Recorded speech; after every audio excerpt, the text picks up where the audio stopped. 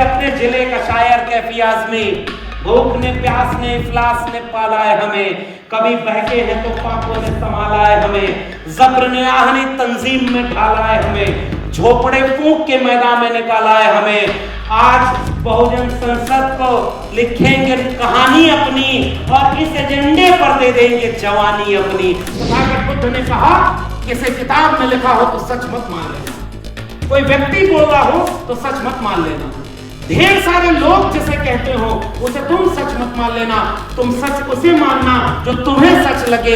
अब तो दीपो भव, अपना दीपक स्वयं बनो, हमें भी आंख खुली रख करके अपने सच को ढूंढना होगा। कहीं ऐसा ना हो कि हम भी भगवान को हटाने वालों को ही पूजा करने लगे। हम वो लोग जिन्होंने गलतियां की वो दिल बड़ा करें और गलतियों को दुरुस्त करें, जिनकी तादाद ज्यादा है, जिनको हिस्सेदारी ज्यादा मिली है, जो रूल किए हैं, उन लोगों को अब दिल बड़ा करने की जरूरत है, नाक छोटी करने की जरूरत है। और आइए हम SC, ST, OBC, पसमानदा जिन्हें कहा जा रहा है, हम सब अपनी खामियों को दूर करके अगर एकजुट होकर के 90% नहीं हुए तो न तो जगदेव बाबू का 90% वाला नारा पूरा होगा, न रामस्वरूप वर्मा का नारा पूरा होगा, और न मुझे लगता है कि बहुजन शब्द का कोई मायने बचेगा अगर हम बिखरे रहे तो बिखरे ही रह जाए। जंगल की लकड़ियों को कुल्हाड़ी ने यह समझाया कि तुम हमारा साथ दो, क्योंकि मेरी कुल्हाड़ी में लगी मूठ तुम्हारी लकड़ी की ही तो है। और उन जंगल की लकड़ियों ने कुल्हाड़ी का साथ दिया, और जब तक वो समझते थे तब जंगल की सारी लकड़ियां काटी जा चुकी थी। आपकी हमारी जाति के लोगों को कभी 12 मंत्री बनाकर, कभी 27 OBC कैबिनेट मंत्री बनाकर, कभी राष्ट्रपति बनाकर, कभी जो है राज्यपाल बनाकर ये कहा जाएगा कि असली सामाजिक न्याय तो बीजेपी कर रही है, और उसके पीछे से आप कहोगे जाति जनगणना होनी चाहिए, तो वो कहेगा जाति जनगणना होगी तो जातिवाद बढ़ जाएगा और वो जाति जनगणना का विरोध करेगा। मुशायरे में एक शायर ने पढ़ा कि देश की सरकार चोर है, तो पुलिस आ गई और कहा कि आपके ऊपर मुकदमा, क्योंकि आपने कहा कि देश की सरकार चोर है। तो शायर ने बोला कि हमने ये थोड़ा ही बोला है कि हमारे देश की सरकार चोर है, कि जर्मनी की चोर है, कि अमेरिका की चोर है। तो कहा कि आप हमें इतना मूर्ख समझ रहे हैं कि हमको नहीं पता किस देश की सरकार चोर है। ओबीसी समाज में फसल की पूजा, खेती किसानी की पूजा, पीले रंग से लेकर के हमारे यहाँ तो कोई भी ऐसा कर्मकांड था ही नहीं जिसमें कोई पंडा पुरोहित और मंदिर आ जाए।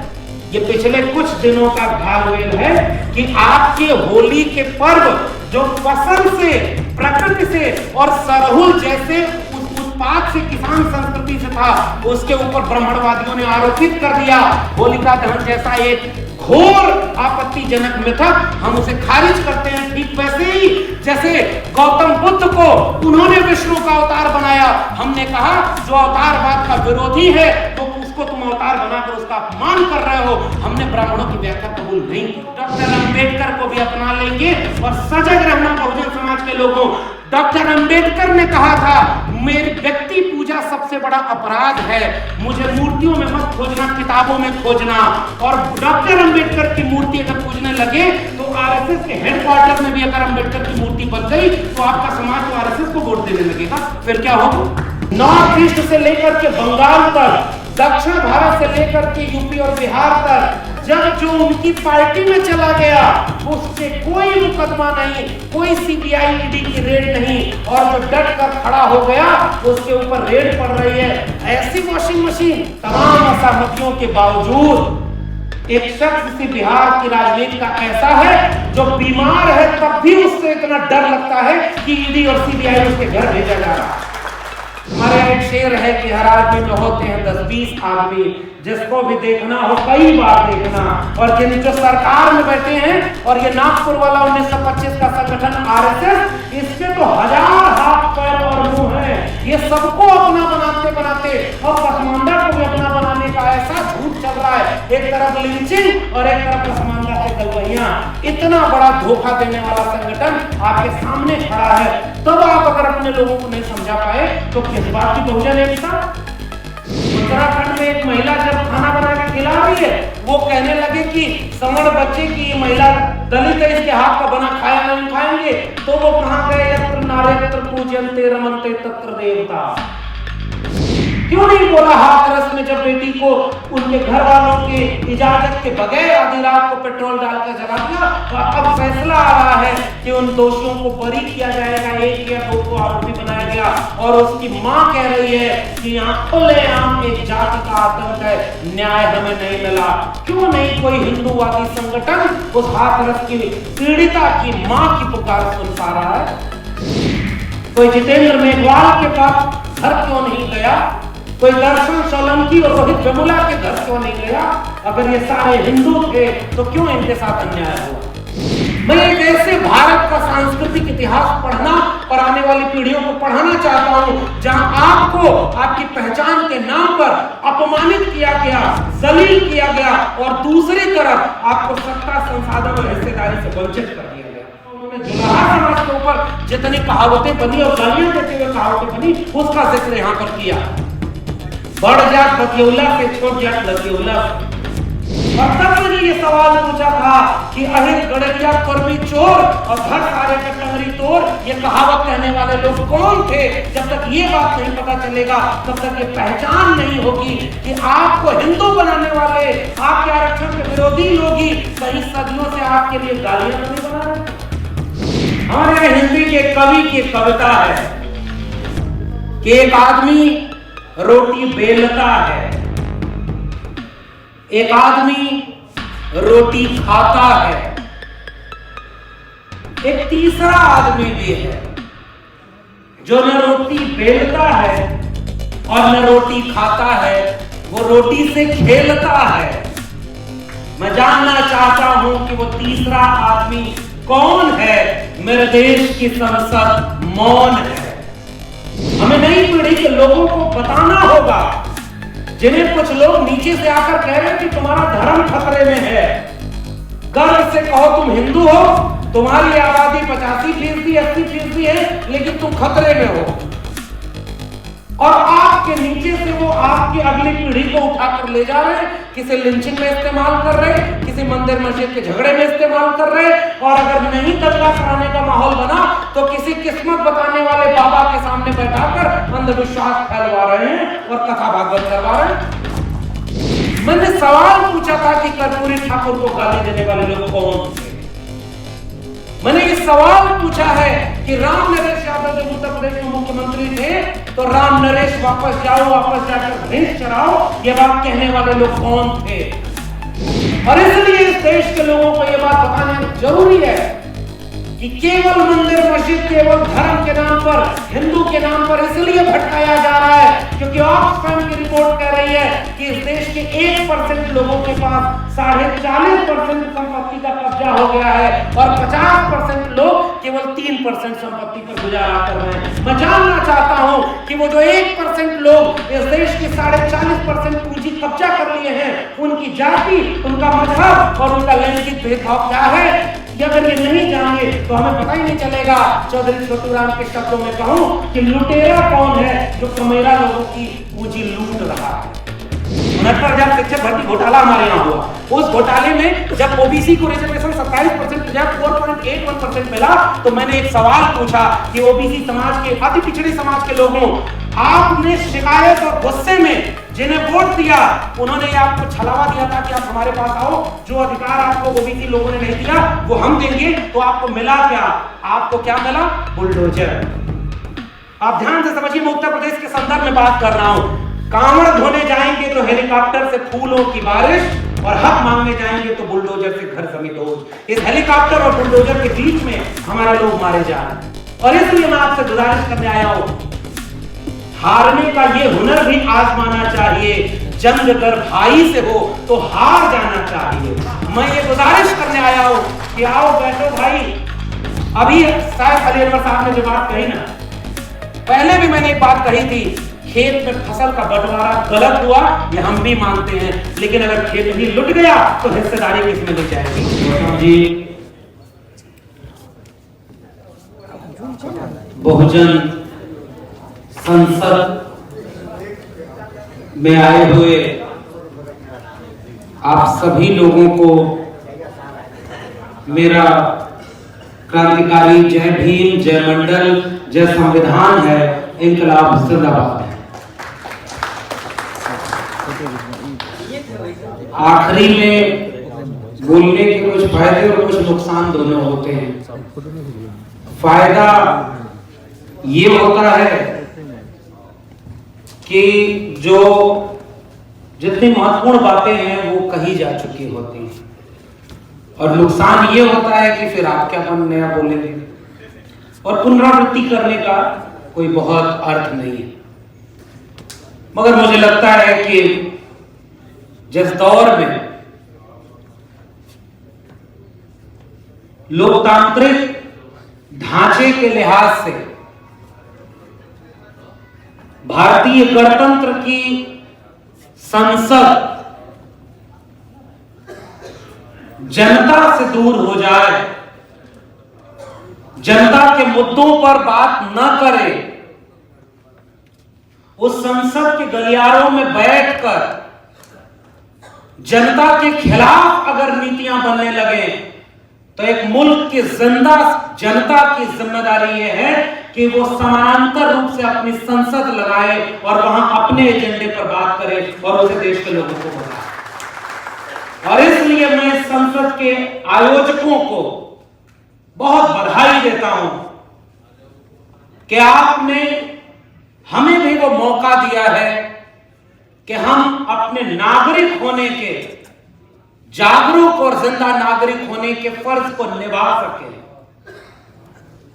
हमारे यहाँ हिंदी के कवि की कविता है कि एक आदमी रोटी बेलता है, एक आदमी रोटी खाता है, एक तीसरा आदमी भी है जो न रोटी बेलता है और न रोटी खाता है, वो रोटी से खेलता है। मैं जानना चाहता हूं कि वो तीसरा आदमी कौन है। मेरे देश की संसद मौन है, और इसलिए उस मौन के खिलाफ एक इनकलाब का बिगुल है ये कार्यक्रम जो बहुजन संसद के नाम से आयोजित किया गया है। वो जानना चाहता है कि इस मुल्क के लोगों के, बहुसंख्यक आवाम के बुनियादी सराकारों से जो खेल रहा है वो कौन है। संसद भले मौन हो, हम और आप इस संसद में खड़े होकर खुलेआम ये बात कबूल करेंगे कि वो ऐसा है जो लोगों को चंदा देकर के प्रधानमंत्री बनवाता है, यह वादा कराते हुए कि मैं देश नहीं बिकने दूंगा, और जब वो प्रधानमंत्री बन जाए तो उसी तीसरे आदमी को पूरा देश बेच देता है। और इसलिए हम यहां से उसे चिन्हित कर रहे हैं। और वो देश बेचते बेचते केवल संसाधन और पैसा रुपया नहीं बेच रहे, वो आने वाली पीढ़ियों का मुकद्दर भी बेच रहे हैं। मैं बिहार जब भी आता हूं तो मुझे लगता है कि एक ऊर्जा मिलती है, और वो ऊर्जा, मुझे बहुत खुशी हुई कि त्रिवेणी संघ के संस्थापक सदस्यों के परिवार से भी प्रवीण जी हमारे बीच में आए, उन्होंने भी अपनी बात रखी। तब मुझे वो पूरा दौर याद आया त्रिवेणी संघ का, और उसके बाद अर्जक संघ और जगदेव बाबू और रामस्वरूप वर्मा की एक जोड़ी, शोषित समाज दल, जिसमें एक सांस्कृतिक विमर्श की वो धारा जो हजारों साल से चली आ रही थी, उसको सामाजिक, सांस्कृतिक और राजनीतिक दावेदारी के तहत उस मुकाम पे पहुंचाया कि यहां कर्पूरी ठाकुर जैसे एक मुख्यमंत्री बनते हैं जिन्होंने इस बिहार की राजनीति को बहुत हद तक बदल कर रख दिया। इसलिए मैं बिहार की एक सांस्कृतिक और सामाजिक आंदोलन की जमीन के रूप में ऊर्जान्वित महसूस करता हूं, और इसलिए उस इतिहास को भी बार बार पढ़ता हूं। हम लोग तो बहुत उस इतिहास को भूल जाते हैं, और नई पीढ़ी के लोगों को बताना होगा कि डोला प्रथा भी यही चलती थी, और बिना लैंगिक न्याय के सामाजिक न्याय की बात करना उथली बात होगी। उसके खिलाफ लड़ाई लड़ी गई, सामंतवाद का गढ़, जातिवाद का गढ़, और वहां एक सामाजिक सांस्कृतिक आंदोलन त्रिवेणी संघ जगदेव बाबू से होते हुए कर्पूरी ठाकुर तक। पिछले दिनों मैंने दिल्ली में एक बात कही जो लोगों ने बड़ा सुना, और वहीं से मैं अपनी बात का सबसे पहला बिंदु कहना चाह रहा हूं कि लड़ाई असल में वैचारिक और सांस्कृतिक लड़ाई क्यों है।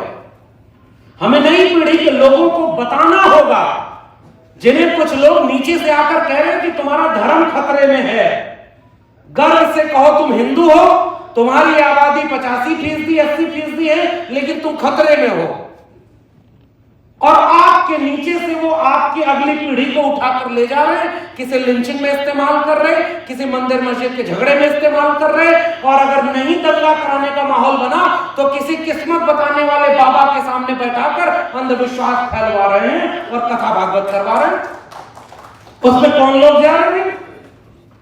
इसलिए पहली मेरी सबसे महत्वपूर्ण बात यह है कि हमें अपने आने वाली पीढ़ी और नई पीढ़ी को गांव-गांव जाकर ये बताना होगा कि लड़ाई एक सांस्कृतिक लड़ाई है। और उसमें हम ये सवाल पूछेंगे, किसने नारा दिया था कर्पूरी ठाकुर के खिलाफ कि कर कर्पूरी कर पूरा, गद्दी छोड़ धर उस तरह? उत्तर प्रदेश कोई बहुत अलग नहीं है। उत्तर प्रदेश भी बस ऐसा ही है, आजकल अलग हो गया है क्योंकि वहां बुलडोजर वाला राम राज्य आ गया है। आपके यहां तो फिर भी बच गया बिहार, जितना बचा है उतना, वरना अली अकबर साहब ने जिन 2 घटनाओं का जिक्र किया, ये घटनाएं ये संकेत है कि कितने दिन आप बचा पाएंगे। और अगर इन चीजों से नहीं आप रोक पाएंगे तो कैसे फिर आप अपनी लड़ाई को जीत पाएंगे? मैंने सवाल पूछा था कि कर्पूरी ठाकुर को गाली देने वाले लोग कौन थे। मैंने ये सवाल पूछा है कि राम नरेश यादव जब उत्तर प्रदेश में मुख्यमंत्री थे तो राम नरेश वापस जाओ, वापस जाकर भैंस चराओ, ये बात कहने वाले लोग कौन थे? और तब मैंने ये सवाल पूछा था कि अहिर गड़रिया कर्मी चोर और धर सारे के टंगरी तोड़, ये कहावत कहने वाले लोग कौन थे? जब तक ये बात नहीं पता चलेगा तब तक ये पहचान नहीं होगी कि आपको हिंदू बनाने वाले, आपके आरक्षण के विरोधी लोग ही कई सदियों से आपके लिए गालियां तो नहीं बना रहे थे। अभी जुलाहा समाज के साथी थे, मैं उनका नाम बोल रहा हूं, उन्होंने जुलाहा समाज के ऊपर जितनी कहावतें बनी और गालियां देते हुए कहावतें बनी, उसका जिक्र यहां पर किया। बढ़ जात बतियौला से, छोड़ जात लतियौला से। मैं एक ऐसे भारत का सांस्कृतिक इतिहास पढ़ना और आने वाली पीढ़ियों को पढ़ाना चाहता हूं जहां आपको आपकी पहचान के नाम पर अपमानित किया गया, जलील किया गया, और दूसरी तरफ आपको सत्ता, संसाधन और हिस्सेदारी से वंचित कर दिया गया। और वो लोग कौन थे? कर्पूरी ठाकुर किस समाज के आते थे? राम नरेश कौन थे? और आज भी वो गालियां हैं। और इसलिए मैं कह रहा हूं, बहुजन संसद का जो एजेंडा है, वो एजेंडा इन गालियों, अपमान और जलालत की बात भी हिसाब लेने की करेगा, और दूसरी तरफ इसकी आड़ में जो सत्ता, संसाधन और हिस्सेदारी से वंचित किया गया, उसे भी क्लेम करने का एजेंडा है। इसलिए मैं इस संसद को बहुत जरूरी संसद मानता हूं। और इसलिए मैं ये बात कह रहा हूं, अपमानित किया, जलील किया, तब वो हिंदू नहीं थे। उत्तराखंड में एक महिला जब खाना बना के खिला रही है, वो कहने लगे कि सवर्ण बच्चे की ये महिला दलित है, इसके हाथ का बना खाया नहीं खाएंगे, तो वो कहां गए? यत्र नार्यत्र पूज्यन्ते रमन्ते तत्र देवता। क्यों नहीं बोला हाथरस में, जब बेटी को उनके घर वालों के इजाजत के बगैर आधी रात को पेट्रोल डालकर जला दिया, और अब फैसला आ रहा है कि उन दोषियों को बरी किया जाएगा, 1 या 2 को आरोपी बनाया गया, और उसकी मां कह रही है कि यहाँ खुलेआम एक जाति का आतंक है, न्याय हमें नहीं मिला। क्यों नहीं कोई हिंदूवादी संगठन उस हाथरस की पीड़िता की मां की पुकार सुन पा रहा है? कोई जितेंद्र मेघवाल के पास घर क्यों नहीं गया? कोई दर्शन सोलंकी और रोहित वेमुला के घर क्यों नहीं गया? अगर ये सारे हिंदू थे तो क्यों इनके साथ अन्याय हुआ? और इसलिए इस देश के लोगों को यह बात बताना जरूरी है कि केवल मंदिर मस्जिद, केवल धर्म के नाम पर, हिंदू के नाम पर इसलिए भटकाया जा रहा है क्योंकि ऑक्सफैम की रिपोर्ट कह रही है कि इस देश के 1% लोगों के पास 40.5% संपत्ति का कब्जा हो गया है, और 50% लोग केवल 3% संपत्ति पर गुजारा कर रहे हैं। मैं जानना चाहता हूं कि वो जो 1% लोग इस देश की 40% पूंजी कब्जा कर लिए हैं, उनकी जाति, उनका मजहब और उनका लैंगिक भेदभाव क्या है? अगर ये नहीं जाने तो हमें पता ही नहीं चलेगा। चौधरी छोटूराम के शब्दों में कहूं कि लुटेरा कौन है जो कमेरा लोगों की पूंजी लूट रहा है। और इसलिए संसद को मैं बहुत जरूरी संसद मान रहा हूं कि आपको अपमानित भी किया, और आप अपने अधिकार को जैसे ही मांगने के लिए तैयार हुए, वैसे ही फिर धर्म, मंदिर, मस्जिद और पीछे से आपकी सारी संपत्ति, शिक्षा, रोजगार, सब कुछ उन्हीं प्राइवेट हाथों में बेच दिया है।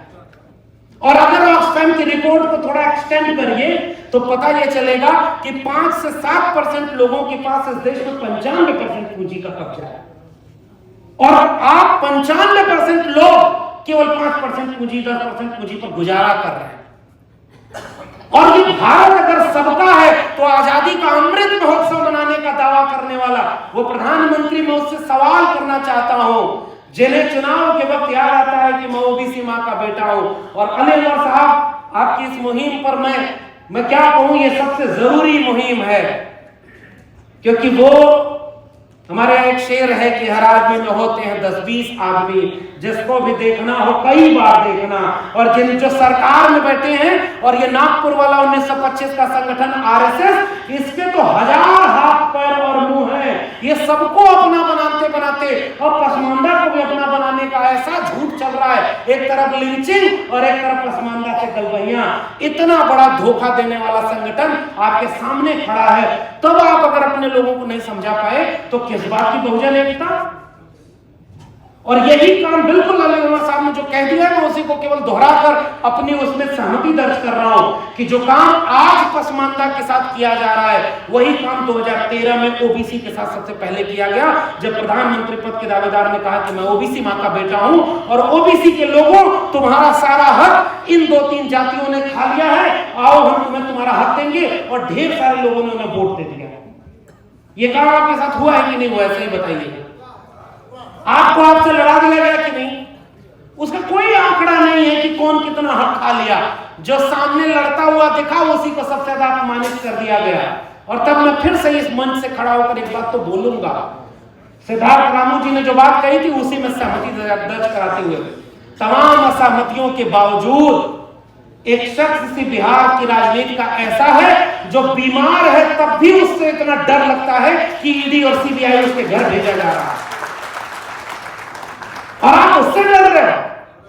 आप दूसरे तरीके से लड़ लेते, अरे आप तो दुनिया में आपके नाम का डंका बज रहा है, और ऐसे प्रधानमंत्री उनके घर के छोटे छोटे बच्चों पर ईडी और सीबीआई की जांच करा रहे हैं। मुझे लगता है कि आपका भी सूरज डूब रहा है क्या, कि आप इस हद तक निर्मम और निर्दयी होते चले जा रहे हैं। किस बात का? और ऐसी वॉशिंग मशीन बीजेपी बन गई है भाई, महाराष्ट्र में सांसद विधायक खरीद लो। एक को कहा गया ना, वो जेल में जाएं, चक्की पीसिंग, और आधी रात को गठबंधन करके उनके साथ शपथ ग्रहण करवा लिया। तब वो चक्की पीसिंग कहां गया भाई? जो कह रहे थे कि राष्ट्रद्रोही है, देशद्रोही है, कश्मीर में उनके साथ गठबंधन कर लिया, तब वो कहां चले गए? नॉर्थ ईस्ट से लेकर के बंगाल तक, दक्षिण भारत से लेकर के यूपी और बिहार तक, जब जो उनकी पार्टी में चला गया, वो उसके कोई मुकदमा नहीं, कोई सीबीआई ईडी की रेड नहीं, और जो डट कर खड़ा हो गया उसके ऊपर रेड पड़ रही है। ऐसी वॉशिंग मशीन, मुझे लगता है कि वो जो हमारे यहाँ एक शब्द होता है बहरूपिया कोई खराब शब्द नहीं है। मैं तो बिहार में हूं तो थोड़ा बहुत इसे बोल ले रहा हूं, यूपी में होता तो हो सकता है इस पे भी मेरे ऊपर मुकदमा लगा देते कि आपने किसी को बहरूपिया बोला। अरे हमने थोड़ी बोला, वो एक मुशायरे का वाकया है बड़ा महत्वपूर्ण।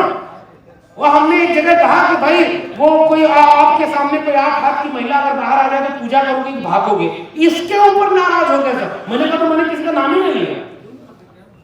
वो बोला कि भाई मुशायरे में एक शायर ने पढ़ा कि इस देश की सरकार चोर है, तो पुलिस आ गई और कहा कि आपके ऊपर मुकदमा है क्योंकि आपने कहा कि देश की सरकार चोर है। तो शायर ने बोला कि हमने ये थोड़ा ही बोला है कि हमारे देश की सरकार चोर है, कि जर्मनी की चोर है, कि अमेरिका की चोर है। तो कहा कि आप हमें इतना मूर्ख समझ रहे हैं कि हमको नहीं पता किस देश की सरकार चोर है। तो अब मैं सिर्फ इशारे बात कर रहा हूं, और ये बहुत वैचारिक और बहुत शानदार मंच है। मैं सबसे पहले और सबसे महत्वपूर्ण बात कर रहा हूं, एक बहुत बड़ा धोखा इस देश में किया जा रहा है, जो धर्म की आड़ में हमारी हक हुकूक और हिस्सेदारी को छीनने का धोखा है। और इसलिए मैं पिछली बार भी आया था जब IMF हॉल में था, हमें अभी और मजबूती से आगे बढ़ना होगा। और उन जातियों से मेरा एक ही सवाल है, आपका वोट तो ले लिया, जंगल की लकड़ियों को कुल्हाड़ी ने यह समझाया कि तुम हमारा साथ दो, क्योंकि मेरी कुल्हाड़ी में लगी मूठ तुम्हारी लकड़ी की ही तो है। और उन जंगल की लकड़ियों ने कुल्हाड़ी का साथ दिया, और जब तक वो समझते तब तक जंगल की सारी लकड़ियां काटी जा चुकी थी। आपकी हमारी जाति के लोगों को कभी 12 मंत्री बनाकर, कभी 27 ओबीसी कैबिनेट मंत्री बनाकर, कभी राष्ट्रपति बनाकर, कभी जो है राज्यपाल बनाकर ये कहा जाएगा कि असली सामाजिक न्याय तो बीजेपी कर रही है, और उसके पीछे से आप कहोगे जाति जनगणना होनी चाहिए, तो वो कहेगा जाति जनगणना होगी तो जातिवाद बढ़ जाएगा, और वो जाति जनगणना का विरोध करेंगे। और जैसे ही आप कहेंगे कि आरक्षण होना चाहिए, आपके आरक्षण को खत्म करने के लिए सारे सरकारी संस्थानों को निजी हाथों में बेच देंगे और ईडब्ल्यूएस आरक्षण लागू कर देंगे, और आप कहेंगे कि सामाजिक न्याय तो बीजेपी कर रही है।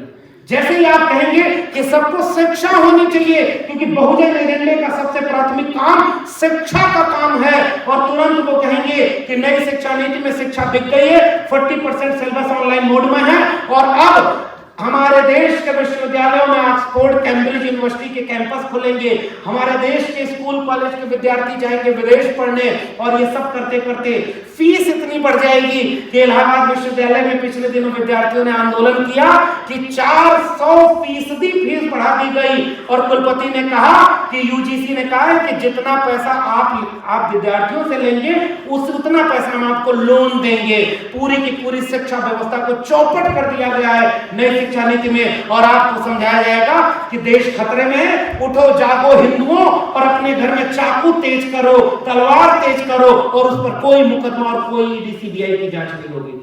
तब मैं आपसे कहने आया हूं, बहुजन एजेंडे का सवाल है कि चाकू और तलवार के दौर में, त्रिशूल बांटने के दौर में मैं आपसे गुजारिश करने आया हूं कि पुरखों ने बड़ी मुश्किल से हाथ से कुदाल फावड़ा छीन करके श्रम करने वाले हाथों को उनमें से हथियार निकाल करके कलम और किताब पकड़ाई थी, और इन जालिमों ने नई शिक्षा नीति के नाम पर कलम और किताब को बेच दिया है। अगर हम वो भी नहीं बचा पाए तो इस बहुजन एजेंडे और इस संसद का कोई मतलब नहीं।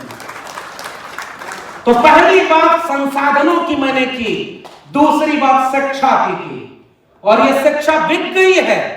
ये ठीक बात है कि बिहार में पिछले दिनों बिहार के शिक्षा मंत्री ने एक विवादित बात कही, उनकी भाषा में कहूं, उन्होंने मुझे बताया कि ये बात तो आज पता नहीं क्यों ये सब उठा रहे हैं, हम तो 25 से 28 साल से अपने इलाके में जागरूकता फैला रहे हैं कि भाई इन धर्मों के लिहाज से तो आपको पाखंडी बनाया गया। मैंने कहा बहुत सही आपने काम किया है। अब मुझे भी मौका मिला क्योंकि मैंने तो तुलसीदास पे पीएचडी कर रखी है, और तब मैंने कहा कि मामला केवल एक दो चौपाई का नहीं है। और आज लोग कहेंगे कि ये चौपाई की बात ये सांस्कृतिक विमर्श है। जहां से मैंने बात शुरू की, जाति के नाम पर गालियां बनाने वाले लोग अपने ग्रंथों में क्या लिख रहे हैं, उन जातियों का नाम लिख रहे हैं, जेबरनादन तेली कुमारा सपचकरात कोल कलवारा, सकल ताड़ना के अधिकारी। हमारे यहाँ तो उत्तर प्रदेश में एक बाबा मुख्यमंत्री, वो कह रहे हैं ताड़ना का अर्थ शिक्षा देना, जबकि खुद वो अच्छे से ताड़ित नहीं हुए हैं, क्योंकि उन्होंने तो संन्यास ले लिया था। उनका ताड़ना से कोई अर्थ नहीं है, लेकिन शिक्षा ऐसी दे रहे हैं कि जैसे सबसे प्रकांड विद्वान वही हैं। ये बहुत बड़ा खतरा हमारे सामने था। अगर उनकी परिभाषाएं आज के दौर में भी सही साबित हो गई ना, तो आगने वाले वक्त में कभी आप इस पर सवाल भी नहीं खड़े कर पाएंगे। ये इस विमर्श का सबसे बड़ा नुकसान है। और वो सदन में खड़े होकर कह रहे हैं कि इसका अर्थ ताड़ना का अर्थ शिक्षा देना। तो हमने भी कहा कि कुछ दिन अपनी जाति के लोगों को भी लिख कर रखवा देते, अशिक्षा का रेट तो उधर भी बहुत ज्यादा है, अपनी और नारी को क्यों रखवाए। इसलिए विमर्श का मतलब क्या है, कुछ विमर्श ऐसे हैं जो लगातार चलते चले जाएंगे, और इसको कोई एक बात नहीं है, लगातार इस पर बात करते रहनी होगी। जहां जहां अपमान जलालत कही गई है उसके लिए कठिन सवाल पूछे जाने होंगे, तो उस कठिन सवाल के बीच से आपका विमर्श उभरेगा। जब पसमानदा आंदोलन के लोगों से मैं पहली बार वाकिफ हुआ और उस नारे को पढ़ा, अली अनवर साहब और हमारे तमाम मित्र खालिद अली अंसारी और तमाम लोग, उन्होंने लिटरेचर मुहैया कराया, दलित पिछड़ा एक समान हिंदू हो या मुसलमान, इससे बड़ा सांप्रदायिकता की काट और कहां होगी। इसलिए मैं इस बात का समर्थन करता हूं। अन्याय अत्याचार तो बियॉन्ड द रिलीजन है, और वहां पर आकर के, और अभी जब ये सांप्रदायिकता की बात कर रहे थे, उन्हीं खालिद अली अंसारी ने एक आर्टिकल मुझे भेजा था कि सांप्रदायिकता में लिंचिंग के शिकार 300 लोगों में से सारे के सारे लोग पसमानदा तबके के थे। कौन ऊपर लड़ेगा? ब्राह्मणवाद का खाद पानी सैयदवाद, और उधर भी मारा जाएगा, चाहे वो गुजरात दंगा हो, चाहे बाबरी मस्जिद विध्वंस हो, वहां भी SC ST OBC को आगे किया जाएगा, यहां भी दंगे में उनको आगे किया जाएगा। इधर भी मारने और मरने वाले यही, उधर भी मारने और मरने वाले वही, और दोनों तरफ के थोड़े से लोग अपने बच्चों को ऑक्सफोर्ड कैम्ब्रिज भेज देंगे पढ़ने के लिए, या तो उनको कोल खदान और व्यापारी बना देंगे, और या तो अमित शाह के बेटे की तरह जय शाह बना देंगे कि करोड़ों करोड़ रुपया कमा के बिना बैट बॉल हाथ में पकड़े BCCI का चेयरमैन बन जाएगा। हमारे आपके बच्चे दंगे में मारे जाएंगे। इसलिए तीसरी सबसे महत्वपूर्ण बात, बहुजन संसद पूरे देश में इसलिए चलाना जरूरी है कि धर्म के नाम पर जो सांप्रदायिकता है उसकी काट यही बहुजन आंदोलन और बहुजन विचार है। इसलिए मैं इस आंदोलन और समर्थन करता हूं भाई। जैसे ही हम ये सवाल पूछेंगे वैसे ही सांप्रदायिकता धराशायी हो जाएगी। इसीलिए आपने गौर किया, ये रामचरित मानस वाले प्रकरण में बहुत हिम्मत नहीं हुई किसी के सामने से खुलकर बात करने की। बस ये है कि हमारे ही लोग जो गाली खाएं, अभी उन्हें थोड़ा समझाने की जरूरत है। 69,000 शिक्षक भर्ती घोटाला हमारे यहाँ हुआ। उस घोटाले में जब OBC को रिजर्वेशन 27% की बजाय 4.81% मिला, तो मैंने एक सवाल पूछा कि OBC समाज के, अति पिछड़े समाज के लोगों, आपने शिकायत और गुस्से में जिन्हें वोट दिया, उन्होंने ये आपको छलावा दिया था कि आप हमारे पास आओ, जो अधिकार आपको OBC लोगों ने नहीं दिया वो हम देंगे। तो आपको मिला क्या? आपको क्या मिला? बुलडोजर। आप ध्यान से समझिए, मैं उत्तर प्रदेश के संदर्भ में बात कर रहा हूं। कांवड़ धोने जाएंगे तो हेलीकॉप्टर से फूलों की बारिश, और हक मांगने जाएंगे तो बुलडोजर से घर जमींदोज। इस हेलीकॉप्टर और बुलडोजर के बीच में हमारे लोग मारे जा रहे हैं। और इसलिए मैं आपसे गुजारिश करने आया हूं, हारने का ये हुनर भी आजमाना चाहिए। जंग अगर भाई से हो तो हार जाना चाहिए। मैं ये गुजारिश करने आया हूं कि आओ बैठो भाई। अभी शायद अली अनवर साहब ने जो बात कही ना, पहले भी मैंने एक बात कही थी, खेत में फसल का बंटवारा गलत हुआ, ये हम भी मानते हैं, लेकिन अगर खेत ही लुट गया तो हिस्सेदारी किस में ली जाएगी? और वो लोग केवल हमें आपस में लड़ाकर उस खेत का सौदा अपने दोस्त अंबानी और अडानी के लिए कर चुके हैं। इसलिए आइए हम वो लोग जिन्होंने गलतियां की वो दिल बड़ा करें और गलतियों को दुरुस्त करें। जिनकी तादाद ज्यादा है, जिनको हिस्सेदारी ज्यादा मिली है, जो रूल किए हैं, उन लोगों को अब दिल बड़ा करने की जरूरत है, नाक छोटी करने की जरूरत है। और आइए हम SC ST OBC पसमानदा जिन्हें कहा जा रहा है, हम सब अपनी खामियों को दूर करके अगर एकजुट होकर के 90% नहीं हुए तो न तो जगदेव बाबू का 90% वाला नारा पूरा होगा, न रामस्वरूप वर्मा का नारा पूरा होगा, और न मुझे लगता है कि इस बहुजन शब्द का कोई मायने बचेगा। अगर हम बिखरे रहे तो बिखरे ही रह जाएंगे। आखिरी एक बात कहकर मैं बात विराम करूंगा, क्योंकि वक्त काफी हो गया है, आप सब जागरूक लोग हैं। इस तरह कार्यक्रमों की एक बड़ी समस्या ये है कि हम लोग कन्विंस कर रहे होते हैं। यहाँ तो सारे जागरूक लोग हैं, और जिनको जगाना है वो इस समय किसी बाबा से पर्चा बनवा रहा होगा कि बेटा तुम्हारे जीवन में ये नुकसान होने वाला है, और टीवी चैनल वाले बैठ के कहेंगे कि अखंड ये चमत्कार हो रहा है। सोचिए, एक देश में राफेल विमान आया तो नींबू और मिर्चा लटकाया गया। दुनिया में कंप्यूटर बना तो उससे खगोलीय विज्ञान विकसित हुआ।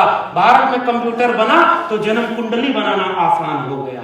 इस देश की चुनौतियां कई और हैं, और अगर हम बहुजन लोग वैज्ञानिक तर्कशीलता का इस्तेमाल पाखंड और अंधविश्वास के खिलाफ नहीं करेंगे तो भी हम इस भारत को नहीं बचा पाएंगे।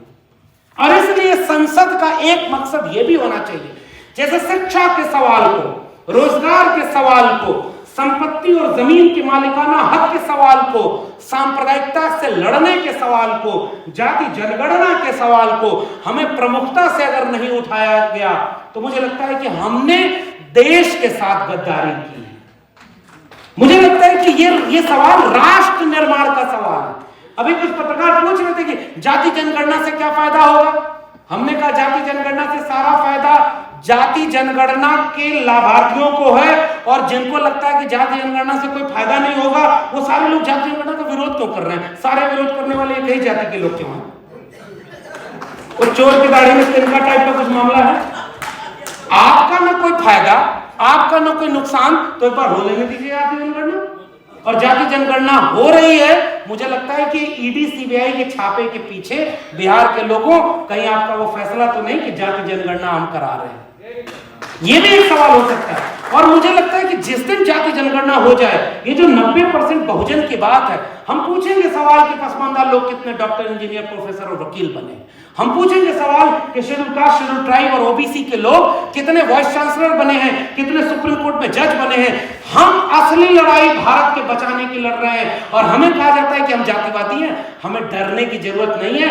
आंख में आंख मिलाकर ये गोडसे, गोलवलकर और हेडगवार के वारिसों से ये कहने की जरूरत है कि हम बिरसा, फूले, अंबेडकर, पेरियार, अब्दुल कयूम अंसारी और अंबेडकर, भगत सिंह के वारिस हैं। इसलिए असली भारत के वारिस हम हैं। हमारी लड़ाई असली लड़ाई है। जाते जाते गुजारिश, और वो गुजारिश केवल ये कि जोड़ने का सूत्र क्या होगा, केवल अंतिम बात एक कहना चाहता हूं। आप मेरे पिछले दिनों बोल रहा था, आज भाषण की बात है तो मैं एक बात बोली दूं। होली वाले के दिन पर एक फोटो मेरी वो चल गई और लोग बड़ी शिकायत कर रहे हैं, बड़ा नाराज हो गए। मैंने कहा ठीक है, नाराज होना चाहिए। लोग नहीं मनाते, वो कहते हैं कि ब्राह्मणवादी त्योहार है, होलिका दहन गलत है। हमें तो पता ही नहीं। हम लोग बचपन में होली खेलते तो हमें पता ही नहीं था कि होलिका दहन से इसका कोई मतलब है। लेकिन जब पढ़े तो समझे कि सांस्कृतिक वर्चस्व की लड़ाई ये होती है कि आपके तबकों को, आपके लोगों को किसी ग्रंथ में असुर बनाकर, किसी ग्रंथ में राक्षस बनाकर, किसी ग्रंथ में अपराधी बनाकर कोई जला रहा है, कोई मार रहा है, कोई काट रहा है। इसलिए हम उस मिथकों को ही खारिज करते हैं और किसी भी इस तरह के दहन जिसमें महिला को जलाया जाए, किसी भी कीमत पर हम उसे कबूल नहीं कर सकते। इसलिए हम उसे खारिज करते हैं। हमारे कवि रमाशंकर यादव विद्रोही ने तो कविता इस पर लिख दी। उन्होंने कहा जो महिला जलाई गई वो मेरी माँ और मेरी बेटी और मेरी बहन रही होगी और वो महिला आखिरी होगी और मैं अब आगे किसी महिला को ऐसा होने नहीं दूंगा, जलाने नहीं दूंगा। तो मैं इस बात को कन्विंस हुआ, मैं माना। जैसे हमें ये बात कबूल करने में वक्त लगा कि डॉक्टर अंबेडकर केवल दलितों के नेता नहीं है। डॉक्टर अंबेडकर ने इस पूरे भारत मुल्क में हर एक बाशिंदे के लिए इतना कुछ किया है कि वो पूरे भारत के आइकॉन हैं। इसे पढ़ने और समझने में तो वक्त लगा ना हमें। हमारी ट्रेनिंग ऐसी हुई थी, हमें पढ़ने में वक्त लगाने कि अब्दुल कयूम अंसारी कौन थे। और जब भारत में जाति जनगणना हो रही थी 1931 में, तो इन समाज के लोगों ने, पसमानदा और अंसारी समाज के लोगों ने जाकर कहा था कि धर्म मत बताना, जाति बताना। और जो लोग देश को तोड़ने वाले थे उन्होंने कहा जाति मत बताना, धर्म बताना। वो तोड़कर उधर चले गए और ये इधर आ गए। हम सबका दर्द एक है, इसलिए हम पसमानदा और सारे बहुजन एक है, क्योंकि रिश्ता दर्द का है। लेकिन कल्चर में एक अंतर है और यही मैं आखिरी बात कहना चाहता हूं। आदिवासियों के बीच जब मैं गया तो मैंने देखा कि उनका कल्चर बिल्कुल अलग है। उनके यहां प्रकृति पूजा, फसलों की पूजा, उनके यहां रंगों का उत्सव, वो घोर आस्तिक लोग हैं आदिवासी। मगर उनके यहां कोई ब्राह्मणवादी पाखंड और देवता नहीं है। उनके अपने प्रकृति पूजा उनके केंद्र में है, उनका अपना वाद्य यंत्र है। और अभी अली अनवर साहब से बात हो रही थी, इन्होंने भी बताया कि अगली बार कोई कार्यक्रम हो तो उन वाद्य यंत्र वालों को भी बुलाया जाएगा कि कौन कौन सी जाति के लोग कौन कौन सा पेशा करते थे, उसका उत्सव मनाते थे। ओबीसी समाज के लोगों की बात भी समझिए। ओबीसी समाज में फसल की पूजा, खेती किसानी की पूजा, पीले रंग से लेकर के हमारे यहां तो कोई भी ऐसा कर्मकांड था ही नहीं जिसमें कोई पंडा पुरोहित और मंदिर आ जाए।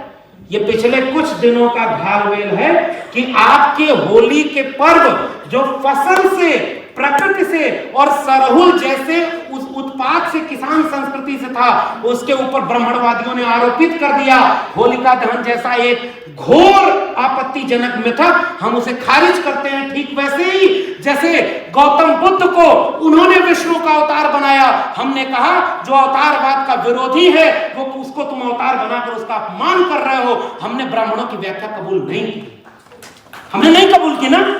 हम क्या गौतम बुद्ध को उनके हवाले छोड़ दें कि वो अवतार बनाकर उसकी पूजा करें? और पूजा करने वाले कल को डॉक्टर अंबेडकर को भी अपना लेंगे। और सजग रहना बहुजन समाज के लोगों, डॉक्टर अंबेडकर ने कहा था मेरी व्यक्ति पूजा सबसे बड़ा अपराध है, मुझे मूर्तियों में मत खोजना, किताबों में खोजना।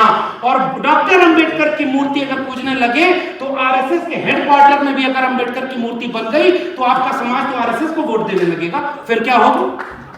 और जाते जाते गुजारिश मेरी यही है, तर्क, विवेक और वैज्ञानिकता का नाम है सामाजिक न्याय। मैं तथागत बुद्ध को अपना फिलॉसफर इसलिए मानता हूं क्योंकि जब उनसे उनके लोगों ने पूछा कि आपका पैगाम क्या है, सच क्या है, तो तथागत बुद्ध ने कहा, किसी किताब में लिखा हो तो सच मत मान लेना, कोई व्यक्ति बोल रहा हो तो सच मत मान लेना, ढेर सारे लोग जिसे कहते हो उसे तुम सच मत मान लेना, तुम सच उसे मानना जो तुम्हें सच लगे। अप दीपो भव, अपना दीपक स्वयं बनो। हमें भी आंख खुली रख करके अपने सच को ढूंढना होगा। कहीं ऐसा ना हो कि हम भी भगवान को हटाने वालों को ही पूजा करने लगे। भाई हम हमारे सामने खतरा, और जैसे पूजने की संस्कृति आ जाएगी हम तर्क, विवेक, वैज्ञानिकता खत्म कर देंगे। ओबीसी को जोड़ने का सूत्र यहां है, खेती, किसानी, फसल, उनकी अपनी परंपरा, उनकी अपनी रवायत, उनकी अपनी संस्कृति, आदिवासी की संस्कृति, पसमानदा समाज की संस्कृति, इन सब को जोड़ेंगे तो न्यूनतम सहमति पर अधिकतम एका बनाने की कोशिश करेंगे। हम सब में सब एक जैसी चीजें नहीं है।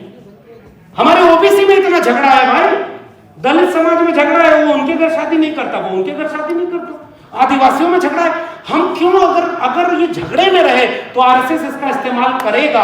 मुझे लगता है कि हम सबको एक जगह पर एकजुट होने की जरूरत है। वो सूत्र क्या है? जाति के नाम पर अन्याय, अत्याचार, भेदभाव, एससी, एसटी, ओबीसी और पसमानदा सबका हुआ।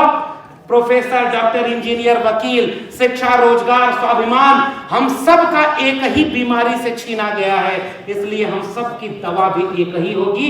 इसलिए आओ थोड़ा दल बड़ा करें और इस बहुजन एजेंडे को, मैं आखिर में जाकर रिंकू जी की जो बात थी उससे सहमति दर्ज करके अपना वाक्य खत्म कर रहा हूं। इन्होंने एक बहुत महत्वपूर्ण बात कही है, कोई भी अगर इस देश से प्रेम करने वाला है, किसी के मन में आइडिया ऑफ इंडिया से मोहब्बत है, कोई चाहता है बिरसा, फूले, अंबेडकर, पेरियार, अब्दुल कयूम अंसारी, भगत सिंह के सपनों का भारत बनाना और बचाए रखना, कोई चाहता है समाज को बचाए रखना, अपनी जिम्मेदारी निभाना, तो ये अगला एक साल करो या मरो का है।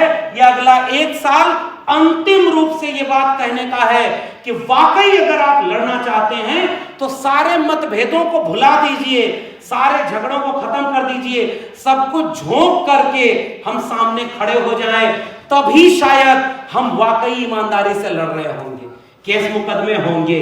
उमर खालिद से लेकर प्रोफेसर हनी बाबू जेल में हैं, तमाम छात्र नेता, तमाम आंदोलनकारी जेल में हैं, तमाम लोगों को गोली मारी गई, गौरी लंकेश, कलबुर्गी और पंसारे से लेकर के तमाम सांस्थानिक हत्याएं हो रही हैं, वो होंगी, मुकदमे चलेंगे, जेल जाएंगे। कल को हो सकता है कि हम लोगों की आवाजें भी दबाने की कोशिश की जाए, थोड़े से लोग रहेंगे तो मारे जाएंगे।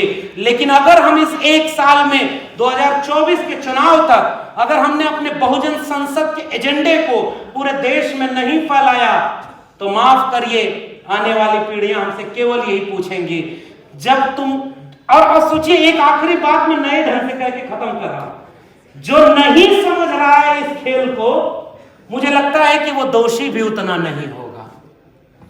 जिसे शिक्षा नहीं मिली, जो समझदारी नहीं मिली, जो आज भी कथा भागवत में जा रहा है, जो आज भी अपनी जाति का नेता खोजता है, जो आज भी अपने जाति के लोगों से खुश है, जो आज भी उनका हिंदू बना हुआ है, उसको दोष क्या दें? दोष हमारा और आपका होगा, क्योंकि सारा खेल हम समझ रहे थे और फिर भी हम रोक नहीं पाए, तो असली दोषी हम होंगे। इसलिए बहुजन संसद को आयोजित करने वाले लोगों, क्रांतिकारी सलाम आपको है। और मैं चाहता हूं आयोजक मंडल के लोगों कि अब इसे बिहार से थोड़ा उत्तर प्रदेश भी ले आइए, थोड़ा बुलडोजर से भी टकराना जरूरी है।